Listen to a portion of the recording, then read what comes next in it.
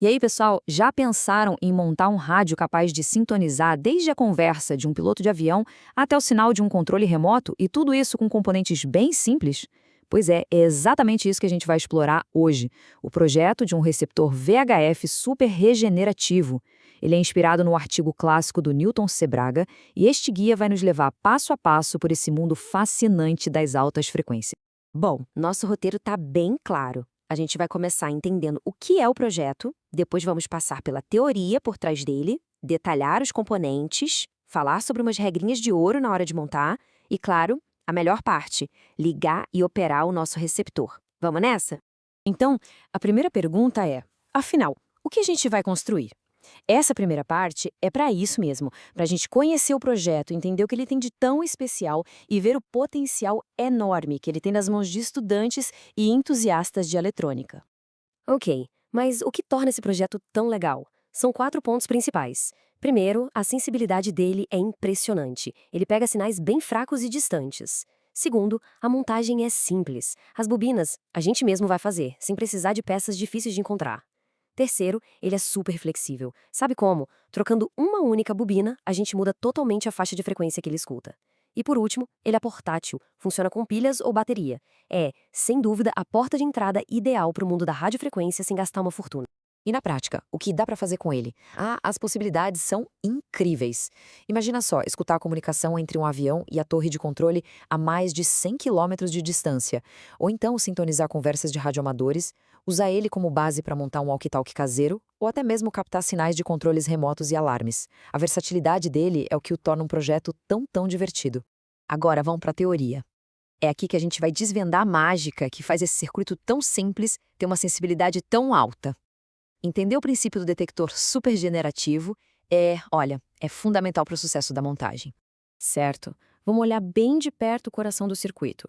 O transistor Q1, ele funciona como um oscilador. A grande sacada aqui é um fenômeno chamado quenching-Genatching. Pensa assim, é como se o oscilador ligasse e desligasse milhares de vezes por segundo. E cada vez que ele está prestes a oscilar, ele fica extremamente sensível a qualquer sinal que venha de fora. Isso amplifica o sinal de rádio de um jeito gigantesco. No esquema, a gente vê que o circuito tanque com a bobina e o capacitor variável escolhe a frequência, e aquele potenciômetro, o P1, nos deixa ajustar essa sensibilidade no ponto perfeito. Beleza. Depois que o sinal é detectado lá em Q1, a gente tem uma mistura de radiofrequência e áudio. Aí entra o choque de RF. A função dele é crucial. Ele bloqueia a alta frequência e deixa passar só o que interessa, que é o áudio. Depois, um filtro RC dá mais uma limpada nesse sinal, que aí sim segue para amplificação. E para essa parte, a gente vai usar o famoso LM386, um circuito integrado que dá uma potência e qualidade de som excelentes, com pouquíssimos componentes em volta. Bom, chegamos na hora de separar os materiais. E uma das grandes vantagens desse projeto é justamente essa. Ele usa componentes muito comuns, fáceis de achar em qualquer loja de eletrônica. A lista de semicondutores é bem enxuta, olha só. O LM386 como amplificador de áudio, o transistor de alta frequência BF494, que é o coração do oscilador, e um BC548 para pré-amplificação.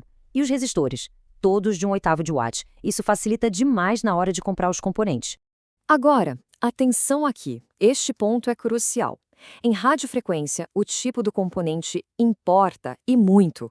O aviso é bem claro. Os capacitores com valores abaixo de 1 microfarad, que ficam ali na etapa de alta frequência em volta do Q1, eles têm que ser cerâmicos. É obrigatório. Por quê? Simples. Eles se comportam de maneira muito mais estável em altas frequências. Outro ponto de atenção.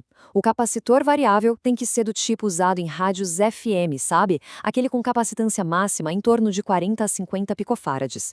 Não adianta tentar usar um de rádio AM porque não vai funcionar. A bobina L1, essa é literalmente o coração da sintonia. É ela, junto com o capacitor variável, que define qual faixa de frequência o nosso receptor vai escutar. A tabela aí mostra direitinho a relação. Mudou o número de espiras, mudou a faixa sintonizada. E aqui vai uma dica de ouro, de especialista mesmo. Use um soquete para a bobina. Isso permite trocar de faixa de um jeito super rápido e prático, sem precisar ficar soldando e dessoldando o componente. Para o choque de RF, a gente tem duas opções. Ou enrolamos o nosso, como está na primeira opção, ou usamos um comercial já pronto. E a antena? Nada de complicação. Um pedaço de fio rígido de uns 40 a 60 centímetros já resolve. E um aviso muito importante. Resista à tentação de conectar uma antena externa gigante. Esse circuito é tão sensível que um sinal forte demais vai simplesmente afogar ele, e aí ele para de oscilar e não funciona. Com todos os componentes em mãos, vamos para a montagem. Essa parte é fundamental, porque em circuitos de alta frequência, o jeito que a gente monta é tão importante quanto o esquema elétrico. Tá aí o mapa completo do nosso projeto. Vamos seguir a jornada do sinal para entender. Ele é captado pela antena, é pescado e decodificado lá no oscilador com Q1 e L1, depois ganha um primeiro reforço com Q2, recebe a potência final do LM386 e pronto, sai como som no alto-falante. Entender esse fluxo ajuda a gente a ver como cada pecinha tem o seu papel nessa mágica toda. Esse é o layout que a gente sugere para a placa de circuito impresso. Para garantir que tudo funcione de forma estável, é preciso seguir umas regras de ouro. Primeira, mantenha os terminais dos componentes, principalmente os da bobina e do capacitor variável, os mais curtos que conseguir. Segunda, siga esse layout à risca. E por último, mas talvez o mais importante, confira a polaridade da alimentação antes de ligar o circuito pela primeira vez. E agora, a parte mais legal do projeto, o teste e a operação. Chegou a hora de ligar o receptor e começar a explorar o espectro de rádio. O procedimento inicial é bem simples. Primeiro, ligue o aparelho e vá ajustando o potenciômetro de regeneração, o P1, até ouvir aquele chiado bem forte e característico no alto-falante. Esse chiado é o sinal de que o circuito está oscilando direitinho. Com o chiado lá, comece a gerar lentamente o capacitor variável para procurar estações. Quando achar um sinal, faça um ajuste fino no P1 para ter a melhor qualidade de áudio possível. E uma dica ótima é começar os testes na faixa de FM comercial, porque lá os sinais são fortes e constantes.